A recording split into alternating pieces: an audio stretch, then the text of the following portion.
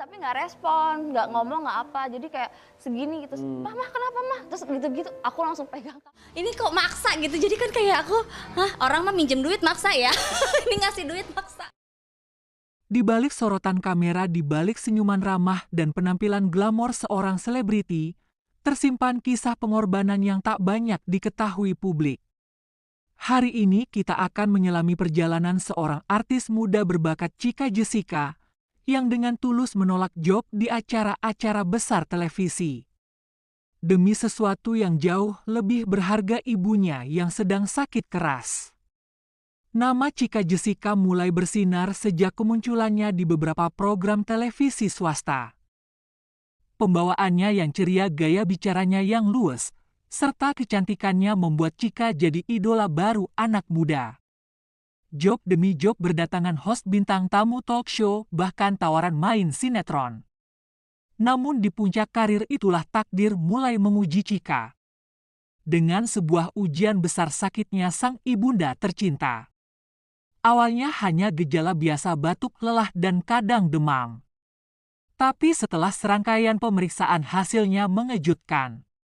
Sang ibu divonis menderita stroke dan harus menjalani perawatan intensif di rumah sakit. Chika panik di saat jadwalnya padat, hatinya justru berada di sisi ibunya. Dia tahu ini bukan saat untuk bersinar di layar kaca, tapi saat untuk menjadi pelita bagi ibunya yang sedang berjuang hidup. Beberapa tawaran besar datang. Acara prime time talk show nasional, hingga syuting luar kota, bayarannya bukan main. Tapi dengan mata berkaca-kaca, Chika menolak semuanya. Ketika manajernya kebingungan dan bertanya kenapa semua ditolak, Chika hanya menjawab, pelan karir bisa dicari tapi waktu bersama ibu belum tentu bisa diulang, ucap Chika Jessica. Chika mendampingi ibunya hampir 24 jam. Dari memberi makan, mengganti infus, menemani terapi, hingga menyeka air mata sang ibu yang mulai merasa bersalah. Chika hanya memeluk dan membisikkan, "Ibu bukan beban. Ibu alasan aku kuat sampai sekarang," ucap Chika. Media mulai bertanya kenapa Chika tak muncul lagi. Apakah dia terpuruk? Apakah sudah dilupakan publik? Tapi Chika tak peduli. Baginya popularitas bukan prioritas, ibunya adalah segalanya. Di saat orang lain sibuk mengejar panggung, Chika memilih menemani ibunya memandangi langit dari jendela rumah sakit, sambil menggenggam tangan yang dulu menggenggamnya waktu kecil. Hari-hari berlalu, kondisi sang ibu perlahan membaik. Meski belum sepenuhnya pulih, setidaknya senyumnya sudah kembali, dan semua itu karena cinta tulus seorang anak yang rela menunda segalanya. Chika mengajarkan kita satu hal, bahwa karir sehebat apapun tak akan sebanding dengan detik-detik berharga bersama orang yang kita cintai, terutama seorang ibu. Chika Jessica mungkin artis, tapi hari ini dia jadi pahlawan untuk ibunya sendiri. Seseorang diam-diam memperhatikan perjuangan Chika Jessica. Dia adalah Raffi Ahmad, seorang selebriti papan atas yang dikenal berhati dermawan. Raffi menyaksikan sendiri video Chika yang sedang di rumah sakit, yang sedang menunggu ibunya yang terbaring. Lalu sebuah pesan masuk ke ponsel Chika Jessica dari orang yang tak disangka-sangka, Raffi Ahmad. "Tolong kirim nomor rekening ya," ucap Raffi Ahmad. Namun apa jawaban Chika? Chika mengabaikan pesan dari Raffi yang meminta nomor rekening. Tapi Raffi Ahmad tidak tinggal diam, dia tahu bantuan ini bukan soal uang, tapi tentang nyawa seorang ibu yang sangat berarti. Ia kembali menghubungi Chika. Kali ini dengan suara tegas namun tulus dari hati.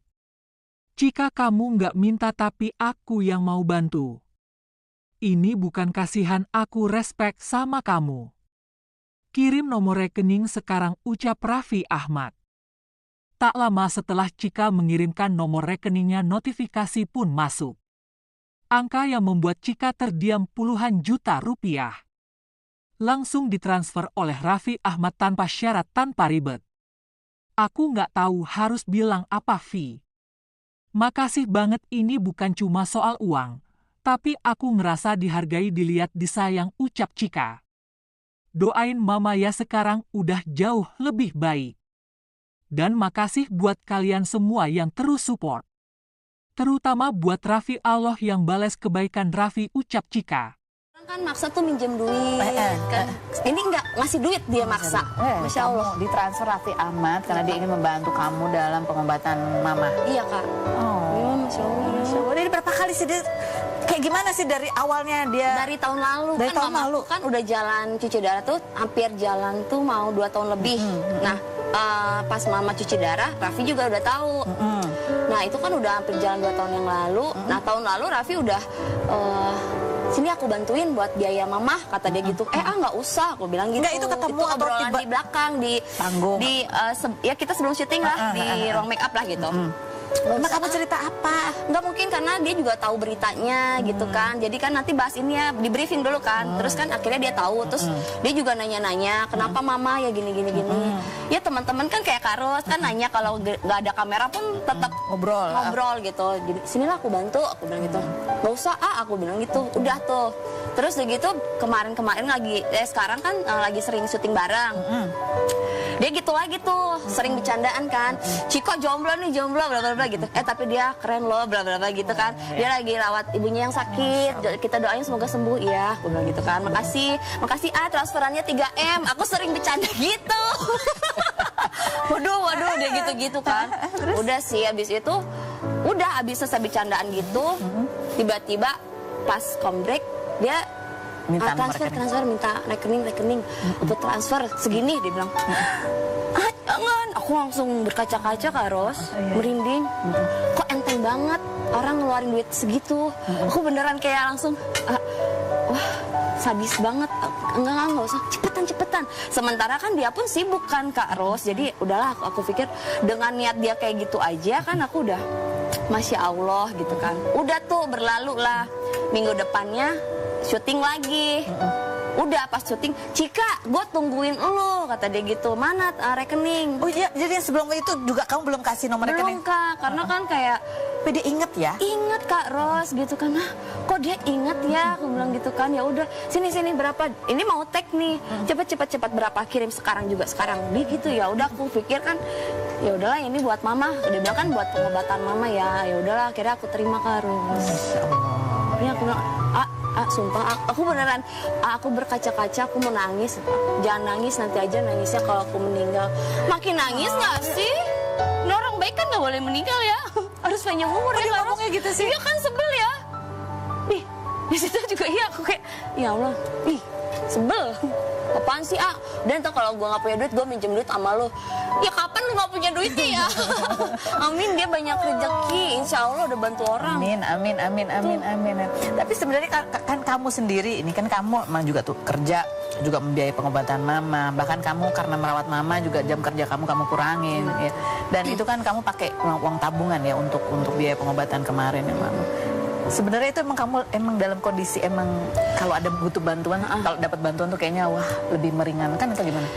Ya alhamdulillah tuh sebenarnya tabungan aku, biaya aku pun untuk selama mama sakit tuh masih cukup banget. Jadi kalau misalkan tiba-tiba Raffi bantu, ya akhirnya ini akan aku pakai untuk tabungan dulu ketika amit-amit tiba-tiba kan kayak Butuh kemarin gitu ya? kejadian harus CT scan, harus bla bla bla, harus apa, harus rawat inap, kayak gitu-gitu itu kan memakan biaya yang lumayan gitu kan. Lumayan ngagetin ya? Lumayan ngagetin Kak Ros. Jadi kadang kalau misalkan aku tabungan cukup, tapi misalkan aku syuting nih seminggu, terus kan udah keluar honor nih, terus tiba-tiba mamaku masuk rumah sakit harus rawat inap. Jadinya uang yang honor aku malah kepakainya buat biaya rawat inap, obat-obatan dan segala macam kayak gitu Kak Ros. Jika kamu sendiri sebagai perempuan nih, anak perempuan, ya kan, belum ada pasangan, ya kamu ya berbakti untuk orang tua, untuk mama, untuk kakak kamu juga gitu. Kadang ada nggak sih perasaan kayak khawatir, takut, ya karena kayaknya beban kamu kan juga lumayan gitu. Ya mungkin ini kenapa aku belum dikasih jodoh. Aku juga mungkin kalau dikasih pasangan, aku kayaknya mungkin belum bisa sanggup buat bagi waktu buat pasangan aku, karena prioritas aku masih mama sama keluarga.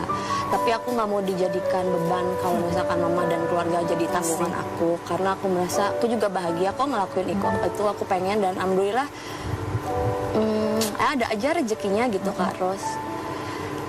Cuman kayak pas ada kayaknya orang seneng gitu kalau ada yang ngasih, kalau ada yang ibaratnya kalau ada yang biayain hidup gitu kan, kayak misalkan suami istri, nanti istrinya tuh dibiayain sama suaminya, kayaknya enak ya gitu kan. Cuman kan kayak ya selagi masih bisa sendiri. Ada nggak, pasti ada nggak momen-momen kamu tuh kayak aduh kalau ada bisa tempat buat nyender deh gitu kayak. Ada sih Kak Ros, kadang kayak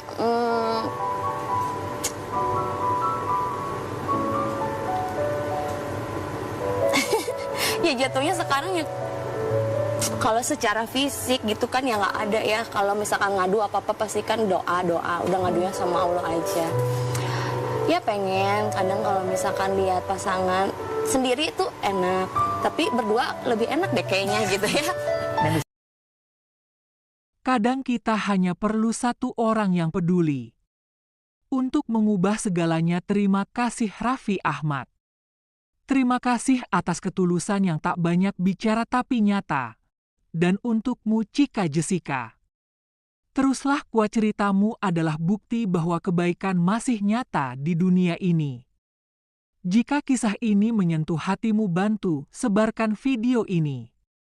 Agar lebih banyak orang terinspirasi untuk membantu sesama. Jangan lupa like, subscribe, dan nyalakan lonceng notifikasi.